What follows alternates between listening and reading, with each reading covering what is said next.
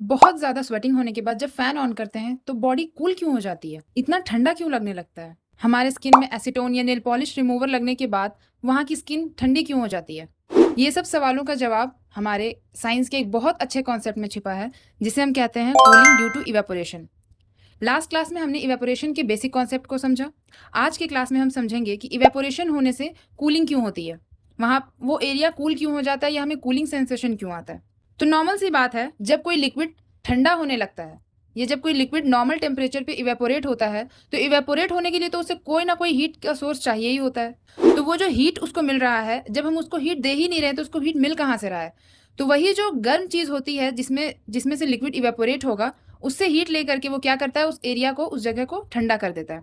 Just for example, जब हमें sweating होती है, जब हमारे बॉडी से बहुत ज़्यादा अमाउंट में पसीना निकलता है, तो उस वक्त क्या होता है, जब हम वो पसीना हमारे बॉडी में आता है, जब स्किन में आता है, उसके बाद जब हम फ़ैन के नीचे बैठते हैं, तो होता क्या है कि वो पसीना जो होता है वो हमारे बॉडी से हमारा जो हीट है उसको ले करके इवेपोरेट कर जाता है। ओके, तो उसकी वजह से क्या होता है, जो हमारे बॉडी में हीट प्रेजेंट था वो कूलिंग में चेंज हो जाता है। इसी तरह से जब हम अपने बॉडी में एसीटोन का स्प्रे करते हैं, तो कुछ टाइम के बाद हमें वहाँ पे कूलिंग सेंसेशन फील होती है। ऐसा क्यों होता है? क्योंकि ये जो एसीटोन का ड्रॉपलेट्स था, ये हमारे बॉडी का जो हीट होता है उसको यूटिलाइज करता है ताकि वो वाटर वेपर में चेंज हो पाए, और उसके बाद वो चेंज होने की वजह से क्या होता है, वहाँ से हीट लेके वेपोराइज हो जाता है। तो इस वजह से जो एरिया होता है वहाँ पे हमें कूलिंग सेंसेशन फील होता है।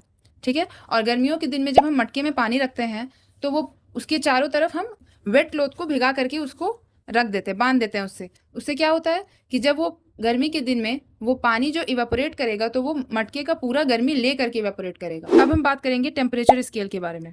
टेम्परेचर स्केल एक ऐसा मेजरमेंट होता है जिससे हम मेजर करते हैं अलग अलग टेम्परेचर को, या फिर हम कन्वर्ट करते हैं एक यूनिट से दूसरे यूनिट में। अब टेम्परेचर का जो एसआई यूनिट होता है वो होता है केल्विन, जिसका सिंबल होता है कैपिटल के। तो अब टेम्परेचर का हम कॉमन दो यूनिट पढ़ते हैं, एक को बोलते हैं सेल्सियस और एक को बोलते हैं केल्विन। तो 0 डिग्री सेल्सियस जो होता है वो 273 केल्विन के बराबर होता है। ठीक है। और 100 डिग्री सेल्सियस जो होता है वो 373 केल्विन के बराबर होता है।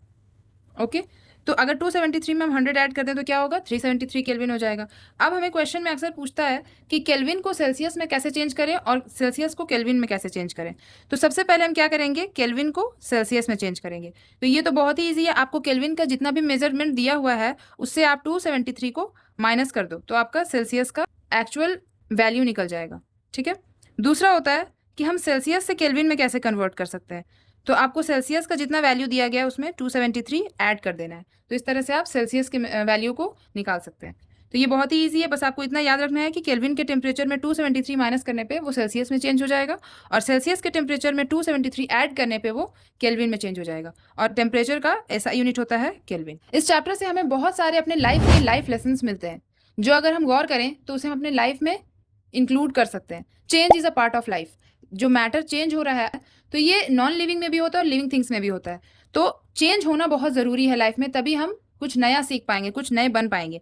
तो लाइफ में हमेशा कीप मूविंग, क्योंकि ग्रोथ नीड्स एनर्जी। और हमने देखा कि मैटर जो होता है वो छोटे छोटे पार्टिकल से बनता है, जो हमें नज़र भी नहीं आता है, लेकिन वो कितना बड़ा चेंज क्रिएट कर रहा है। तो किसी भी चीज़ को छोटा नहीं समझना चाहिए, क्योंकि small things create big changes. Solid state से हमने सीखा कि हमें अपनी बाउंड्रीज फिक्स रखनी चाहिए। किसी भी चीज़ को इतना नहीं अपना लेना चाहिए कि हमारी एक्चुअल आइडेंटिटी चेंज हो जाए। लिक्विड स्टेट से हमने क्या सीखा कि किसी भी चेंज में अडेप्ट करना हमें आना चाहिए। जिस तरह से लिक्विड अपने आप को चेंज करता है सिचुएशन के अकॉर्डिंग, कुछ हद तक हमें भी चेंज होना पड़ेगा। और कोई भी ट्रांसफॉर्मेशन एक सेकंड में या एक दिन में नहीं होता है। Transformation takes time, so be consistent in your effort. Particles में हीट पड़ने के बाद क्या होता था कि उसका स्टेट चेंज हो जाता था। ठीक है। तो इससे हमें क्या सीख मिली कि difficult situations can make you stronger. अगर आपके पास डिफिकल्ट सिचुएशंस आ रहे हैं, तो यानी ये इसलिए आ रहे हैं ताकि वो आपको और ज़्यादा स्ट्रॉन्ग कर सके, आपके हिडन क्वालिटीज़ को वो एक्सप्लोर कर सके। ठीक है।